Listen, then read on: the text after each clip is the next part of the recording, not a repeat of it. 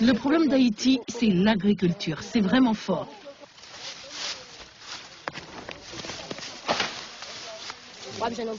Prenez un paysan qui n'a rien qu'un lopin de terre. Il y plante ensemble des bananes, du maïs, des pois, sans distinction. La banane empêche le maïs de pousser. L'un n'empêche l'autre. Et empêche de pouvoir subvenir à ses besoins. Parfois la faim tue, alors que nous avons tous les moyens pour nous nourrir nous-mêmes, sans devoir importer notre nourriture. Il y a des terres qui sont là sans être cultivées, il y en a beaucoup comme ça par ici. Et ça, c'est parce que les paysans ne connaissent pas vraiment.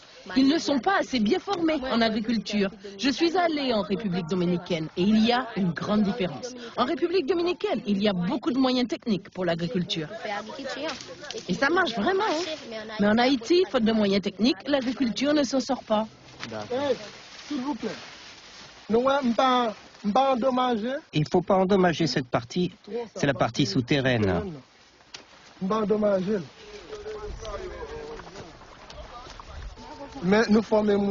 Nous formons ces jeunes pour qu'ils deviennent responsables de leur propre exploitation de retour chez eux.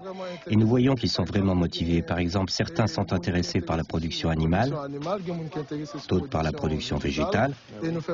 Et nous les formons sur cela et ils en sont très contents. Nous allons former 10 à 20 étudiants dans chaque commune qui viennent de la même zone. Et nous allons transformer les produits qu'ils peuvent eux-mêmes cultiver chez eux. On constate en Haïti que pour quasiment tous les produits, il y a un vrai manque de valorisation. Par exemple, on vend les arachides comme ça. Qui produit les arachides? Ce sont eux, leurs parents. Ils les posent à terre et les vendent pour presque rien. Celui qui achète les arachides et les transforme, il les met sur un étal et en tire un très bon prix.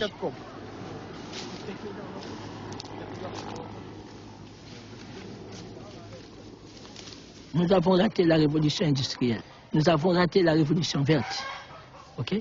Alors maintenant, ça, c'est une phase capitale, une phase essentielle pour nous. Pour moi, c'est une affaire de vie ou de mort.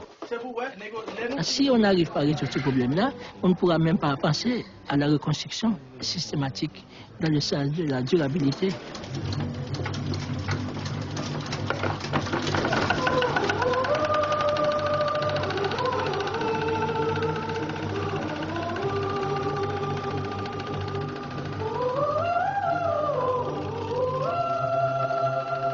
L'école d'entrepreneurs va être le pivot de ce projet-là.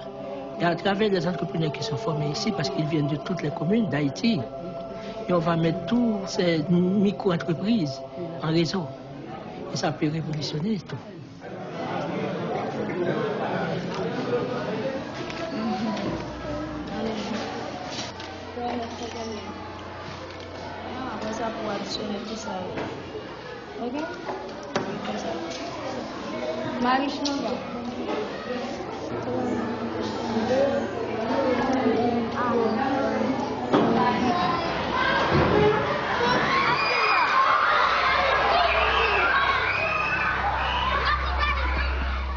Le pays a connu déjà plusieurs tremblements de terre. Alors comment expliquer que dans nos familles, à l'école, on n'en a jamais parlé?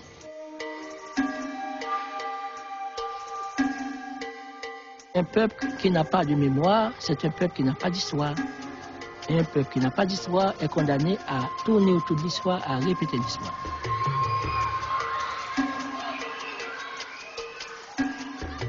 Nous avons bien appris la leçon. Il ne faut pas investir énormément dans des constructions luxueuses comme ça. Okay? On va faire l'essentiel et puis ça va s'arrêter là.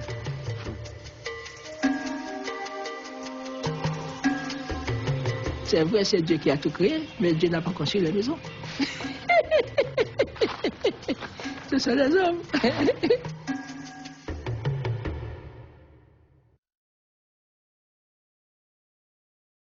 Haïti était la colonie la plus riche du monde. Et Haïti s'appelait la perle des Antilles. Aujourd'hui, tout ça est semé en béton. On a construit sur cette terre agricole au mépris de cette dynamique de zonage qui est importante dans un pays. Donc des terres fertiles ont été construites. Mais le paysan, il est essentiellement gardien de la nature. Quand tu vois des gens sont amenés pour couper des fruits, des avocatiers, des manguiers, Ok? Le reste, les arbres qui sont là, ce sont des arbustes qu'ils ne peuvent même pas signer pour faire la porte de leur maison.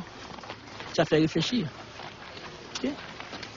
Et alors maintenant, il faut des gens qui résistent à ça. Okay? Qui disent non. Okay? Qui disent que cette voie ne nous amènera nulle part. Il faut créer une autre voie, un autre chemin. Et c'est ça qu'il faut. Il faut des résistants dans ce pays. Il faut des révolutionnaires dans ce pays. Mais sans Kalachnikov,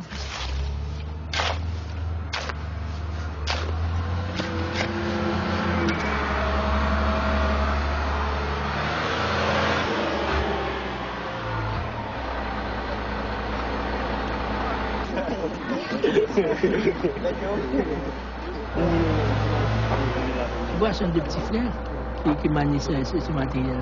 Et ça nous permet de vivre. On s'est contrat avec l'État. Qui va s'occuper des poissons? Non, c'est nous-mêmes qui allons le faire. C'est nous-mêmes qui allons le faire. Ce sont de gros poissons. Le lac contient 300 000 mètres cubes d'eau. C'est le 3e lac du pays.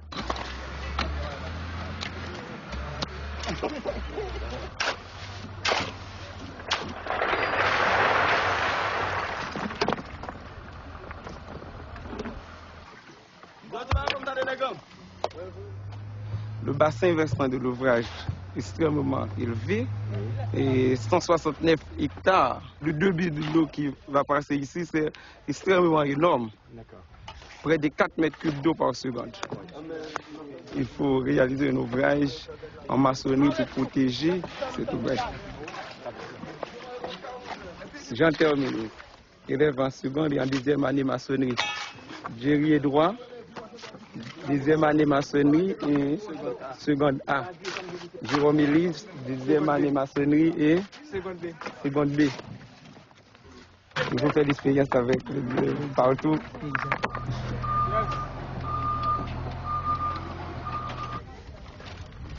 Nous avons creusé près de 150 lacs sur tout le pays. Dans le plateau central, au nord-est, au nord-ouest, dans l'Artibonite et actuellement dans le sud-est. Nous savons que l'eau, c'est la vie. Quand on trouve de l'eau, la vie peut venir.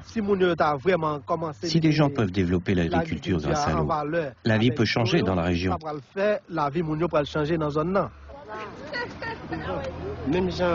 Comme on le dit dans les autres pays, comme le dit Obama, oui, nous pouvons, nous les Haïtiens, nous pouvons aussi, nous pouvons nous mettre ensemble et faire de grandes choses pour développer notre pays.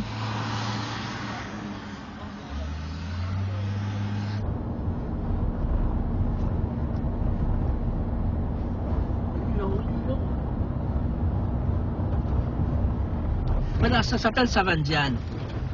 Vous voyez toutes ces plaines-là? Et puis on me dit, c'est un pays misérable, c'est pas un pays misérable. 1000 hectares de la très bonne terre appartenant à l'État qui sont disponibles comme ça. Maintenant, accepter que ce pays soit dans cet état, okay, et que les gens ne mangent pas. Dans ce pays, il y a la terre disponible, il y a l'eau disponible. On perd la foi immédiatement en acceptant cet état de fait. On a fait le choix de faire de ce pays un état mendiant. On aurait pu faire d'autres choix.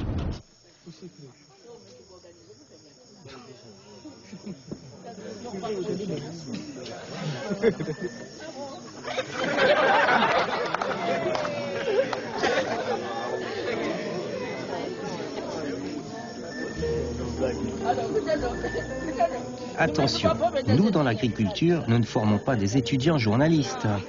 L'agriculture ne se fait pas dans un bureau. L'agriculture ne se fait pas avec un papier et un crayon. Quand on parle avec des agronomes haïtiens, ils sont très bien formés, ils me donnent une explication logique. À les écouter, le pays est sauvé. Dès qu'ils entrent en faculté d'agronomie, ils font quasiment plus de pratique et ils ne vont plus dans les champs pour les exploiter. Voilà ce qui arrive. L'école va nous donner une formation théorique, une formation pratique. Tout le reste, ça sera à vous de le réaliser chez vous. Pour ça, vous devez voir avec votre famille pour la terre, pour savoir où trouver de l'eau, pour trouver des outils. Ça, c'est votre affaire.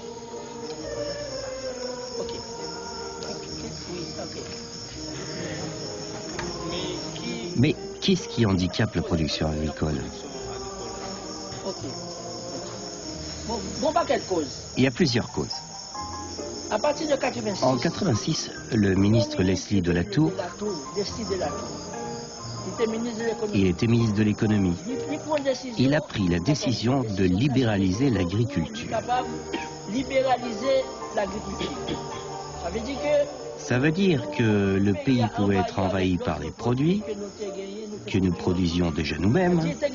En effet, il y avait des produits contingentés, des produits qui ne pouvaient pas être importés. Haïti exportait du riz, Haïti exportait de la viande, Haïti exportait beaucoup de choses.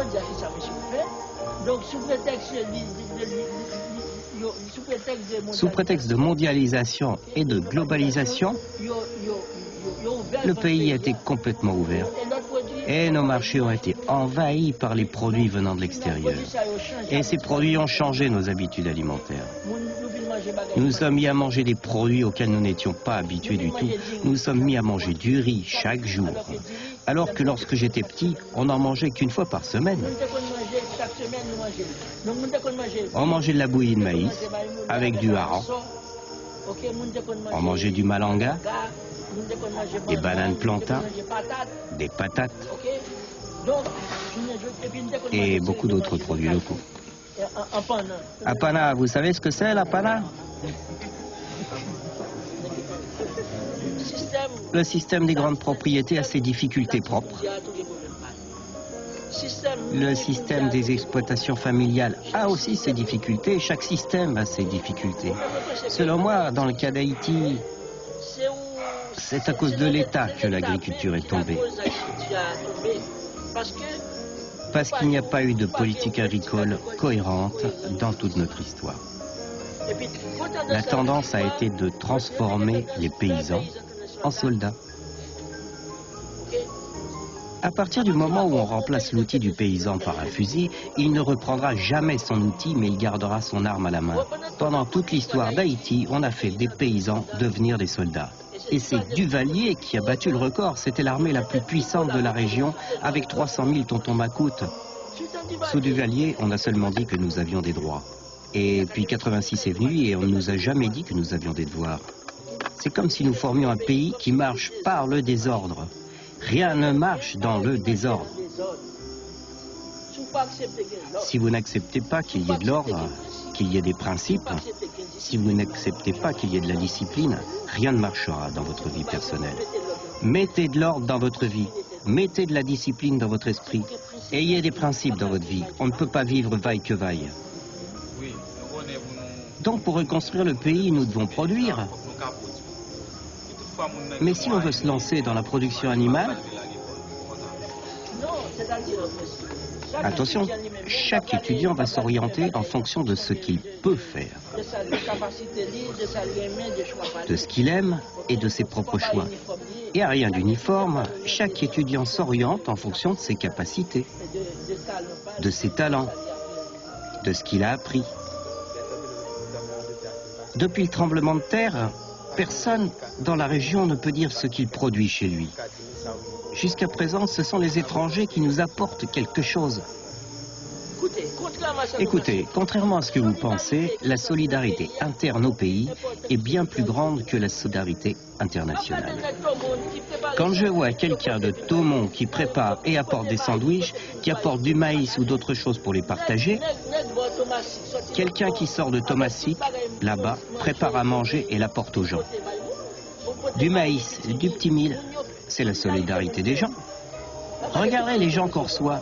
On ne les connaissait pas, ce sont des gens qui sont montés dans une voiture, un camion. Ils sont venus ici, ils n'avaient nulle part où aller. La solidarité des Haïtiens envers leurs compatriotes ailleurs est beaucoup plus forte que l'aide internationale.